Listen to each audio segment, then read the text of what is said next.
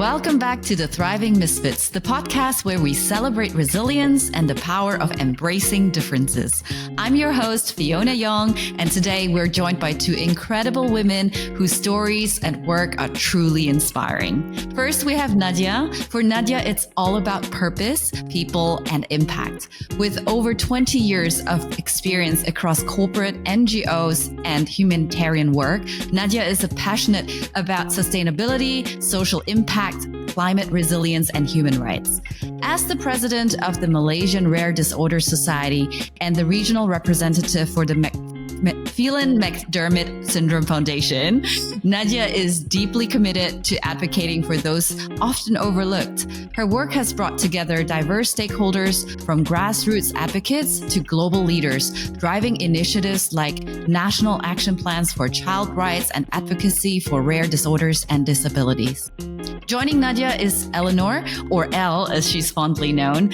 Elle and her family moved to Penang, Malaysia from the UK 3 years ago. Her 6-year-old has Kabuki Syndrome, a rare genetic condition affecting around 1 in 30,000. Elle and her family are active members of the Malaysian Rare Disorders Society, regularly helping to connect affected families and individuals, including outreach and awareness raising in Malaysia. Elle and her husband especially love sharing the message with new parents of children with rare genetic diseases that life can be joyful, fun, and adventurous despite the challenges that life with a rare disease can present. Together, Nadiah and Elle bring unique perspectives and experiences to the table, making a profound impact on their communities and beyond. In today's episode, we'll explore their journeys, the challenges they've faced, and the incredible work they are doing to make the world a better place. So let's dive in with a rapid fire round of questions. So the first question will go to Nadiah. So Nadiah, imagine you're hosting a dinner party where the theme is diversity and inclusion through food. What dishes would you serve that represent the different communities you've worked with? And how would you use the dinner to spark meaningful conversations about DEI? I love this question. Thanks, Fiona, for having Elle and I. To go straight into it, I think I'd probably serve Asian and a fusion or a mixed fusion of Asian dishes. Why? Simply because firstly, we are a region which is a melting pot with so many different backgrounds, diverse story, diverse history, and that I believe is a really nice kickstarter to any conversations. Also because we say a lot through our food. We say a lot through our cuisine. So sometimes people assume that Asians are kind of quieter, more communitarian, more timid. But our food will make you cry, will make you cough, will make you sneeze, will burn your throat, will burn your tongue. So, it's a good conversation starter to talk about. And I've done this actually in some of the dinner parties that we've hosted before where, it can start with, if I were to serve Hokkien mee and I said, there's this little kid that I know who's got spinal muscular atrophy. And for him, I remember very vividly that if he has Hokkien mee that day, he's going to say, today is the best day ever because it's something that he absolutely enjoys. And I think Asians bond through food a lot. So it's a really nice way of telling people about the stories of people living with rare disorders through the different menu items that we might have. So I do that. Wow. Oh, yeah. And Malaysia is so well known for food, right? The whole world knows about it. Yes. Now, Elle, if you had to explain Kabuki Syndrome and its challenges to a group of curious 10-year-olds, what creative analogy or story would you use to help them understand and empathize? I guess I love reading and the power of storybooks. My kids love them, and we love them as a family to kind of share information and learn together and laugh together and use our imagination. So I think books are a great way to share about difference, for instance, as a whole, as well as kind of the specifics of Kabuki and other rare diseases. MRDS released a book in partnership with AstraZeneca this year called How Zara Got Her Stripes in Bahasa Melayu here in Malaysia. So it's a book which actually does this. The main character has a rare genetic condition herself, and it's all about kind of acknowledging difference and celebrating it and encouraging kindness and acceptance and respect for each other. There's another book I love called It's Okay to Be Different, which we read many times a day. And that is also great at kind of sharing that message. So I would say that reading and books is a really good way to kind of approach conversations with kids. That's fantastic. I think I'll basically copy that idea. I'll check out the book. I hope it's available online, and I'll read that to my son. I think we cannot start early enough, right? For kids to really understand that differences should be leveraged on, and it should not be seen as something of a weakness, but rather as a strength. So Nadiah, your work spans across diverse fields from sustainability to child protection. How did your upbringing and cultural background in Malaysia influence your passion for social impact and advocacy? Was there a particular moment or experience in your early life that set you on this path? It was one particular moment, Fiona. I don't think it was sort of like one huge aha that made me say, okay, I'm going to go down this road. It was a lot of perhaps little moments that were memorable, that perhaps, made an impression on me as a child. And, I suppose little did I realize that it had shaped the direction that I was going. Growing up, we lived in the government quarters in Klang. So it was, Klang at that point in time was definitely the melting pot. We had a lot of government civil servants who were working there. Walking to school was a done thing. So it was very common to have my neighbor, who's this nyonya that had geese and that had, everything from dogs to goat and everything else. And then I had another neighbor. So it was a very diverse neighborhood. But at the same time, because my mother at that point in time was working for the General Hospital, and she was working for the General Hospital in Kuala Lumpur, it was quite common for us children after school to sometimes spend time waiting for her. And we would see all sorts of different things, including trauma cases, including people coming in being wheeled on stretcher because of accidents. And I suppose looking back, that would have probably kickstarted at least a curiosity of, I hope this person gets well soon, or I wonder what happened to him or her. And so when I was in school, and I believe the first real effort that I suppose I made to explore this field was when I was in early lower primary, when I asked my mom if I could do an internship at the hospital. At that point in time, I was very focused on trying to either be in the health field or in the medical field of some sort. And I actually had the opportunity to do an internship at the psychiatric and the psychology department. So I went into the psychiatric ward, visited the patients who were there. And one of the things that I realized was that so many of them were misunderstood. So many of them were probably misdiagnosed with things that they didn't have, or people just thought that they were depressed or things like that. And this then just carried on in school. It's quite common for students in school to be part of some kind of community club. So it would either be, doing tuition classes for the orphanage or meeting old folks at the old folks home. And so it was quite common for us to do that. That then gradually grew into me working with the deaf community first, before rare disease. And I was also working for children with cancer as my, I guess the beginning foray into the space of working with people with complex medical needs and disability. And then the rest was history. It was sort of what people saw as a lot of pain and suffering, I saw as a group of people who were extremely resilient, who had stories to tell that were obviously not always heard. I saw a lot of unmet needs, and I saw immense hope despite the fact that there were so many challenges. So I found that it was something that I learned more from them than I could ever give back. So yeah, that was how it started, I guess. Wow, that definitely resonates with me. Now, I am a strong believer that every one of us has an amazing story to tell if we're just willing to listen. And I think one of the reasons why I wanted to launch this podcast is really providing people with that voice, learning from their adversities and how they actually transform them into an advantage.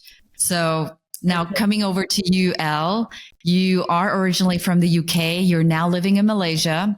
How has your cultural transition influenced your approach to raising a child with Kabuki syndrome? What kind of aspects of British and Malaysian culture do you draw on to create a supportive environment for your child and others in similar situations?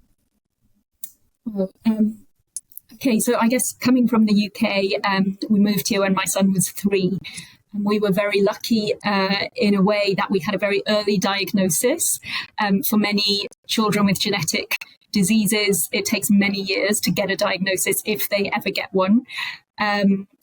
For us, we got it at 6 months old, which is relatively early. And having that diagnosis meant that we had access to lots of support and care through the National Health Service in the UK. So I think that really gave us a very good grounding in terms of knowing what things might be helpful. And that has been helpful for us as a model in terms of, continuing with working with different teams like speech therapy, occupational therapists, educational psychologists, all of these different things that are out there. We know that from day one, really, from 6 months. I guess the other thing I bring from the UK or refer back to in the UK is disability movements.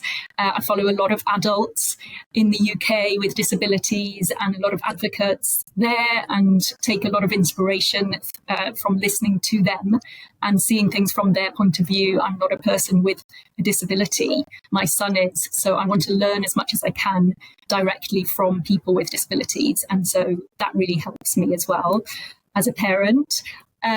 Looking at what we've gained, from moving to Malaysia, it's actually beyond words. It would be hard to sum up, but I'll give it a go. I think, firstly, the thing that I absolutely love here is the diversity in so many ways. I absolutely love the diversity of faith. The different religions that we see kind of visibly wherever we go all around us. And that inspires me in my own spiritual practice and has strengthened my own faith. And that really, really helps me to be grounded and to give out to my family and to kind of connect with others as well. So I'm really inspired by the constant expressions of gratitude that I see here in Malaysia through people's faiths, learning from them, from the different practices, the colour, the kind of self-expression we see through that. But yeah, a lot of focus on gratitude. And so I'm very grateful for that aspect. The other thing I would say is just the vastness of Malaysia's kind of beauty and diversity of landscape, terrain, the different places to visit has just really sustained us as a family. And we made a decision, I think, from that very early stage of our son Oshi's life to be happy. And I believe that is a choice. And, you can be faced with all kinds of difficulties and hard times, but I do believe that we have an element of choice as well in how we approach them. And so living in Malaysia has actually amplified that choice to be happy and to be adventurous. And we kind of take every opportunity, use every penny that we earn really to kind of explore the country, go on adventures, plan things. We're constantly kind of looking for the next adventure, and living in Penang, it's just on our doorstep. Oshi did his longest walk ever in the canopy walk above the rainforest in Penang. We travelled by boat to a little island just off Penang. We've been to Langkawi to explore, been to the Cameron Highlands. So it's kind of endless. And that's kind of just a fraction of what's left to see. So it's really kind of the beauty of life. And again, coming back to that gratitude, feels very easy a lot of the time in Malaysia because it's such a beautiful kind of diverse place. And we do a challenge every year for Oshi's birthday to raise money for different charities that are relevant to his journey. And being in Malaysia, that has also been very exciting for us because there's been so many different challenges that we have set for ourselves and been able to do over the last couple of years to help us celebrate life and celebrate Oshi and celebrate as a family and raise awareness for the different causes that are really important to us. So we're really lucky to be here. We're very thankful to be here and for all the opportunities that are given to us every day living in Malaysia. And it really helps to have a positive attitude. And even when times may be quite difficult, we just look out the window, and even just looking at the sky here is, Mm. So yeah, I would say they are just two of the things that we appreciate. I mean, as a Malaysian who basically lived most of my life abroad in Germany, then the US, and I was in Hong Kong for 13 years. Now I'm back in Malaysia. I definitely resonate with what you said. It's such a diverse culture, but mostly it's that feeling of being home. I don't know what it is, because I was actually working in Malaysia as well while I was still living in Hong Kong. Whenever I came back to KL, to Penang, I just felt, that sense of home. So I don't know what it is, but yeah, probably what you've just described, Elle. So Nadiah, you are Malaysian, but you've also worked on both international and national stages. How does your identity shape the way you approach issues like human rights, disability access, and child protection? Do you find that your cultural roots offer you more unique insights or challenges in your advocacy work? Definitely. I think it's not uncommon because all three of us are ladies, right? So it's not uncommon that sometimes in the work that we do would probably be the only lady in the room, or the only Asian, or the only, in my case, in the whole sea of men. So it's quite common to be in those positions. But I think one of the things that I have appreciated the most about being Malaysian is, one, this sense of empathy, this sense of togetherness that we have. So Elle, I think, said it really nicely, how despite the fact that Malaysia is not perfect, I mean, let's put it out there. There's so many things that needs fixing, but home is not about a place that is perfect. It's about a place that somehow, no matter how complicated it gets, there's that calling that says, this is where you belong. This is where you are accepted. This is where, despite all the rough edges, it's a place where, you can depend on certain things to happen, and that you won't be out of place, or you won't necessarily, you'll be accepted the way you are, however that might be. And I think my cultural roots has definitely told me that, number one, a key thing about being Malaysian, or at least being Asian for that matter, whenever I'm on an international arena, is the empathy and the listening skills, the authentic listening skills in which we bring. Because I think the culture that we have is still quite communitarian. So while there is a lot of push for individual rights when we're talking about human rights, and I think the push right now is a lot to do with individualism, about this is my right to do something, I have a right to do this and that. In Malaysia, and I think we still uphold this in general, not just in terms of being signatory to conventions and things like that, but also in the culture and the belief systems that we have. We do believe that individuals have rights, but we do believe that it comes with a responsibility. It's not, I have a right at all cost. So for example, I have a right to share my views, but I don't have the right to harm other people with my views just because I feel like it, So that balance, I think, has definitely helped when we're trying to not only break the ice, but really get down to real issues, like whether we're mediating something, or whether we're trying to bridge parties that are particularly hostile to each other, or people who generally don't want to get to the table with, being able to compromise. I think one of the skill sets that we've definitely brought up with is that element of, why not you tell me what you want, or let me know what are the challenges that you're facing. And that empathy and listening skills, at least listening authentically, although I think is something that we need to practice more and more now, is definitely something that's a huge and important starter. Second is the fact that when people ask you, are you Malay, Chinese, Indian, I often ask them back, like, which box do you want me to take? Because I'm like a mash of all races put together anyway. So I claim to be Bangsa Malaysia rather than Malay, Chinese, Indian, because it's like a Roja. It's a Roja in me anyway, right? So at the end of the day, not being able to say, I'm just one thing or the other, also helps me to empathize with all of the different grouses and all of the different needs, because you are part of every single part there is there. You can't necessarily put in a component 15%, 15%, 50%, all the way to 100, right? I think first, to be able to understand where you come from and what you represent. Number two, to not be offended if people have different views, and still be able to hold your own, to be able to listen authentically to what people have to say, take it in, internalize it, and then say, okay, why not let's think of not necessarily a compromise, but can we think of a new way of approaching this particular problem? Because in the field that I've been in, whether or not it's child rights or human rights or business and human rights or even rare diseases, it's never short of really strong personalities. There are always people who want to push, this is what I feel very strongly about. And it's either this highway or nowhere, right? But reality is life is very often gray. You're not necessarily going to get everything you get, everything that you want, especially when you're trying to discuss big things like national action plans. There will be things that people will have to compromise, and there are things that people will have to accept. But I think if people stick to the core values, stick to the core purpose of what you're trying to get at as a team, it makes the discussion a lot easier. And I find that more often than not, if you say that you are from, say, Malaysia or Indonesia or Thailand, countries like ours, people warm up to this quite easily, I think. Right. And, I love what you mentioned about really listening. And I think it's really about listening to understand and not always just listening to respond, which we are so often used to, right? We just want to respond. And actually, we're not really listening. So, Al, I know you. It's definitely. Sorry? I think the art of listening is definitely something that doesn't just happen. So it's definitely something that requires training. And it's also about, listening to what's not being said.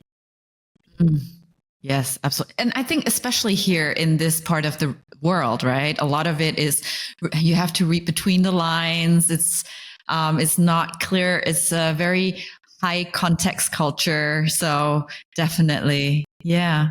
Now, Al, just now you were mentioning about fundraising. But can you share a specific moment when your advocacy work for Kabuki Syndrome and the wider rare disease community brought about meaningful change or support for other families?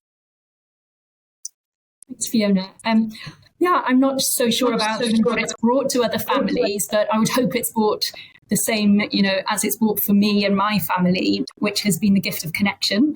So just any kind of outreach or coming together or reaching out, from the heart really to others on a similar path, for me is all about just creating connections. It can be quite lonely, living a different path as a parent and as a family, especially where some of the difficulties, even disabilities, are less visible and maybe not obvious from the outside. If there isn't that understanding or connection with people living the same kind of journey, it can be quite isolating. And for me, just connecting with families across Malaysia and globally, families with who have a child with Kabuki syndrome, has been invaluable. It's been absolutely life-changing. I was very lucky to do a trip with Nadiah and our other lovely colleague, Alida from MRDS to Borneo, Malaysian Borneo recently. And that was just so heartwarming and really a massive gift for me. We, outreached to different families affected by rare diseases. And there were many different generations, people from many different backgrounds, different languages, but we all shared that very deep, instant understanding of one another and, formed instant bonds.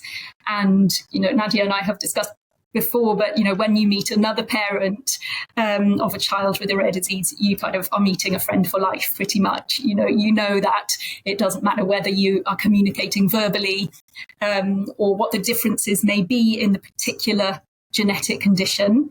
You share, something that is very, very precious and very different from many people, and that connection is invaluable.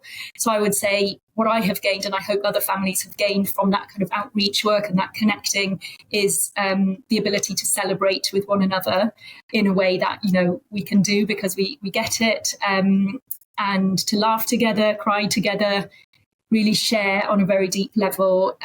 Meeting other families with Kabuki syndrome or affected by Kabuki syndrome in Malaysia has been a massive gift that we didn't really get to experience in the UK. And as I said, they are kind of friends for life.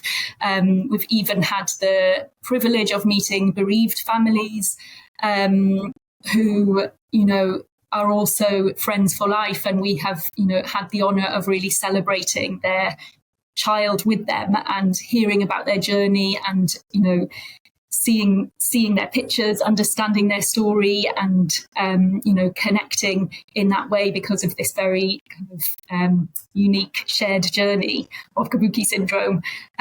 So for me, that is a gift beyond kind of anything that I could put into words.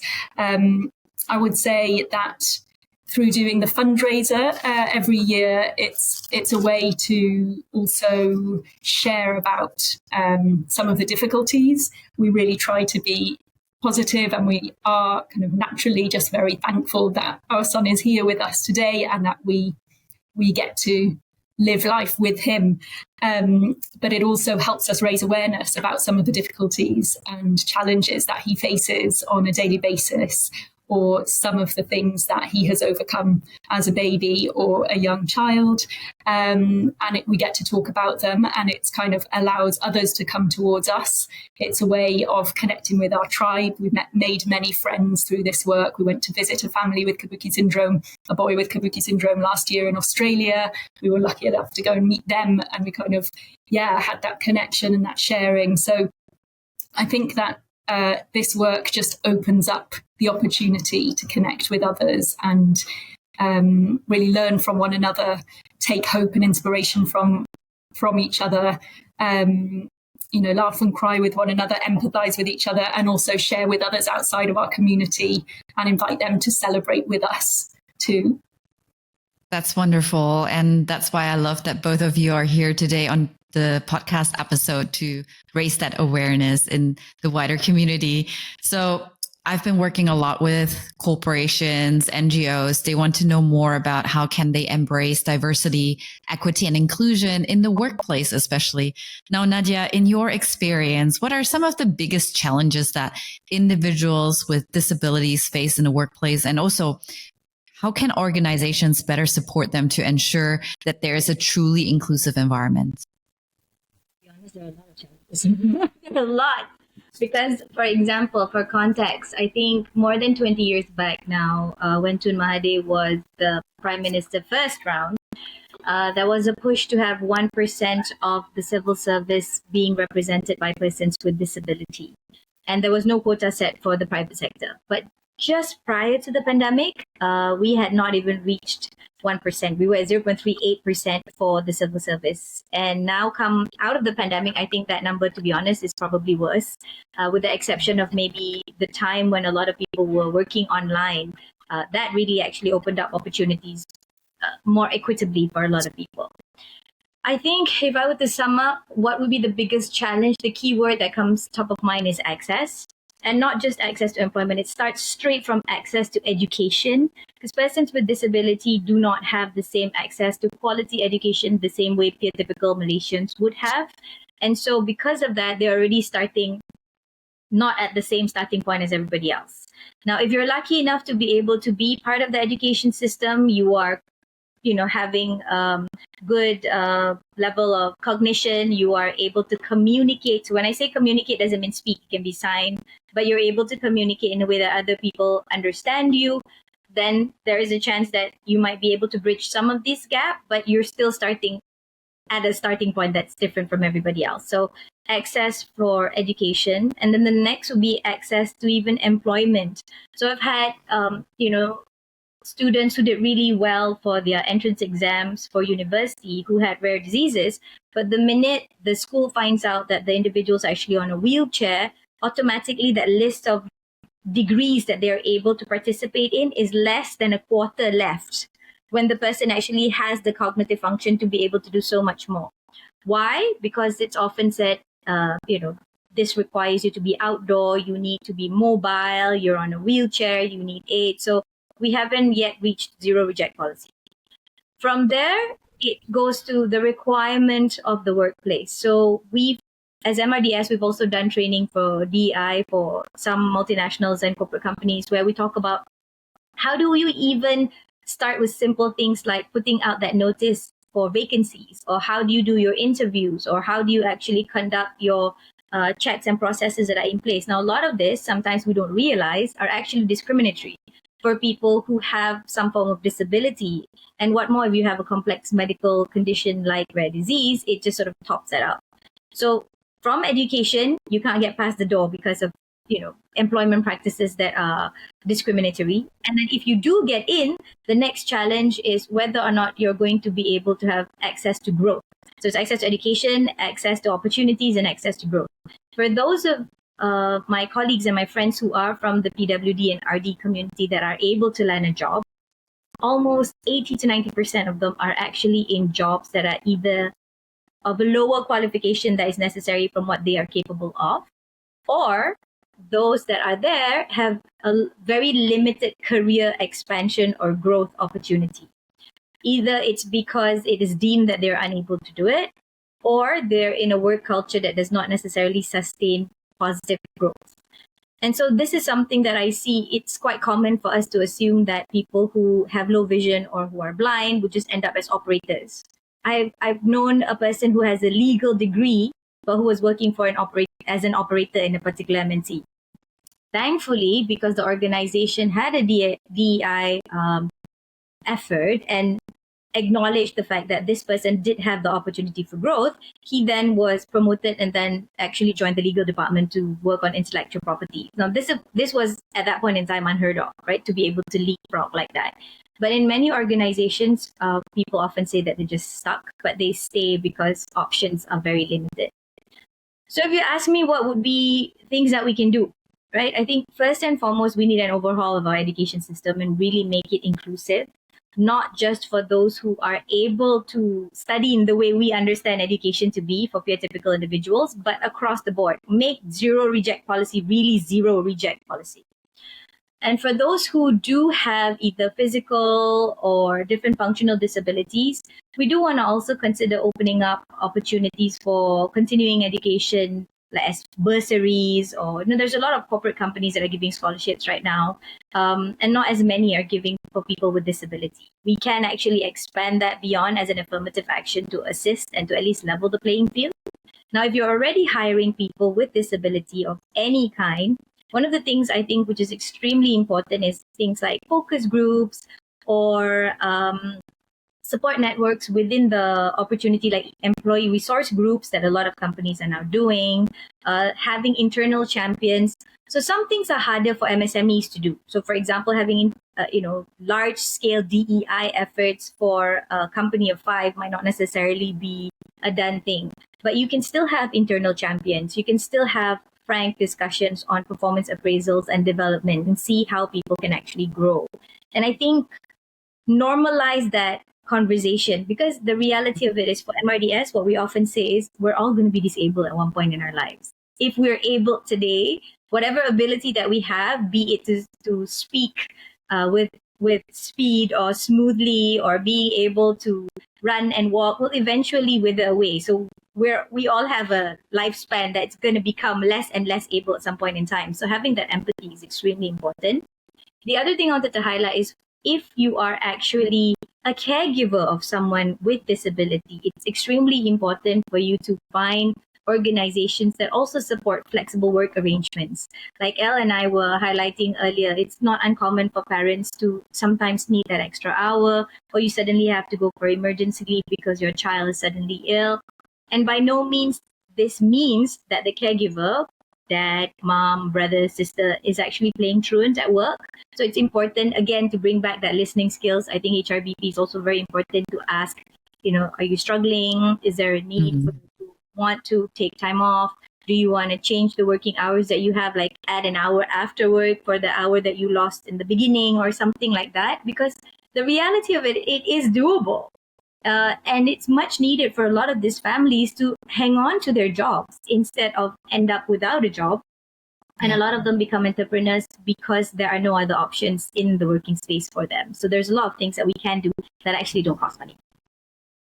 Now, hearing, I would love to hear it from Elle's perspective as a parent with a child with a rare disease. If you had a wish list that you can go, to your HR to, what would that be? What is it that you require in terms of support? I guess looking back at my own career, I've been very lucky in that I have worked in a supportive environment where there has been what's been called a carer's passport, for instance. So it's kind of acknowledgement that you are a carer as well as a parent. And that in itself is very helpful, just showing that allyship, I think, with carers who are also parents and or siblings, as Nadiah said, whoever it may be. But just having that acknowledgement and that normalization of it makes it so much easier to talk about and, again, forge connections with others who are in the same boat. So I think that acknowledgement and then being willing to adapt to that reality. So as Nadiah said, a lot of the reality of a lot of carers is quite different from other employees, and many parents of children with rare diseases, at least in our case, for the first few years, you are actually doctors as well as parents. Your home becomes very medicalized. You are dealing with things like feeding tubes. You are dealing with changing of dressings. You are dealing with a lot of kind of hospital grade equipment in your house 24/7. And, if that can't be taken into account, how are you supposed to kind of even think of working or functioning at work? So I think it's really just allowing people to bring their full authentic self to work should they choose to, being safe to talk about the realities and the needs, and for things being accommodated. And I guess also having the space to talk about it, or that being welcome, I think is really positive. So I've been lucky in that there have been networks, like Nadiah mentioned, a community of carers. Talks are welcome. So kind of giving a talk on one's experiences so that the rest of the workforce can actually learn from it and become aware of the realities of being a carer. So I think, having the space to be honest as well is really key, and talking about needs and realities. And I think that gives permission also to other people who are maybe on different paths in different situations and contexts. It also gives permission to be vulnerable and to be oneself, and it kind of creates a kinder environment, a more inclusive environment, one that's more welcoming for everyone, and therefore obviously more productive and full of happier workers. So yeah, that would probably be my experience. And we always want to feel that we belong, whether in the workplace or in our personal lives. And I think a lot of the listeners are also tuning in because they feel somewhat like a misfit. So as we wrap up today's episode, I just wanted to ask both of you this one last question. So let's kick it off with Nadiah. What is a key advice that you would want to give to someone who feels like a misfit? How can we empower that person? Is find what your passion is. Like, I think purpose is one of the greatest anchors for almost everything that we do in life. So if you can find what it is that you're really passionate about, your purpose of being. So for us, we call it, raison d'être. What's your purpose of being? What's the kind of impact that you want to make in this life? So that's number one. Number two, I think the importance of building mental toughness and emotional toughness, because life's not easy, and it's unlikely that it's going to be easy. It's just going to get harder and more complicated. As we can see, everything in this digital world of ours is a lot more complex than how it was before, where a lot of things are actually not always as straightforward. So mental toughness and emotional toughness is definitely key. Third is the appreciation that you cannot go into things alone. No man is an island, no woman is an island. So finding your tribe is extremely important. So for us in the rare disease space, the tribe is all these other family members and parents who can actually really tell you, I see you. Like when I say to Elle, or when Elle tells me, I see you, it's not just about just nice words. It's really being validated. What Elle was saying about having that space and safety to be vulnerable. Find your tribe is an extremely important thing to know when you're on that journey.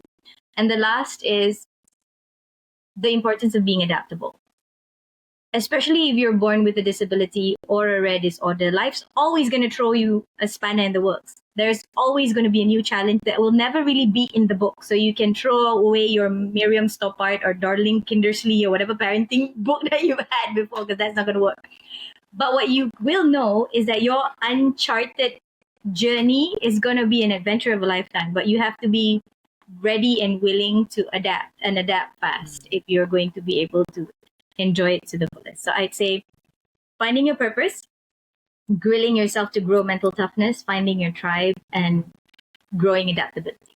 That'll be the fourth thing. Wonderful. Love that, Nadiah. What about you, Elle? What's your top advice? I would say that sharing authentically, your true experience in whatever way you choose, can be so helpful. For me, it took me a couple of years before I was willing to share with the world, that we had this diagnosis, and it was absolutely terrifying at first. We didn't really know what it would mean, what it would mean for the future. And it was really scary to start talking about it. And once I did, it changed everything for me and for our family. And doing that just allows me to actually live my full self. And people may not understand why you need to do it, may not kind of get how big a step it is to share that vulnerably and truthfully. But for me, that kind of becomes less relevant, because what's important is that you are actually kind of sharing your truth and celebrating it, talking about the challenges, but also the progress. So things that may seem small for us, for others, are absolutely huge for us. And we put them out there and we celebrate them. And we love that then people can come back and celebrate with us. And people can't do that if you don't put it out there. So for me, that's been really important, even though it's scary at times. I just keep doing that. And then, as Nadiah said, it attracts your tribe, and the people who resonate and can empathize or want to understand or are curious and want to come towards you will. So it's that invitation, I guess, to the world to also be able to celebrate and come towards you. So that would be my advice, and that's what I found helpful. It's definitely very inspiring hearing both of you speak today and share your experiences, your stories. So as we come to the end of today's episode of the Thriving Misfits, we extend our deepest gratitude to Nadiah and Elle for sharing their powerful stories and insights with us. Their unwavering commitment to creating a more inclusive and compassionate world, particularly for individuals and families impacted by rare disorders, is truly inspiring. Nadiah's work in sustainability, human rights, and social impact, coupled with her leadership in advocating for rare disorders, reminds us of the incredible impact that purpose-driven action can have on society. Meanwhile, Elle's journey as a mother and advocate for children with rare diseases like Kabuki Syndrome shines a light on the importance of empathy, community support, and resilience. Today's discussion has shown us that embracing our differences and advocating for inclusion are key to building a world where everyone can thrive, no matter the challenges they face. Nadiah and Elle have both demonstrated that with purpose, collaboration, and kindness, we can create environments where all individuals, including those who feel like misfits, can find belonging and empowerment. Thank you so much for tuning in to the Thriving Misfits podcast. If you enjoyed this episode, please subscribe on Spotify, YouTube, and Apple Podcasts. And don't forget to leave a review. Stay tuned for more inspiring stories and insightful conversations. Until the next time, keep thriving, Misfits.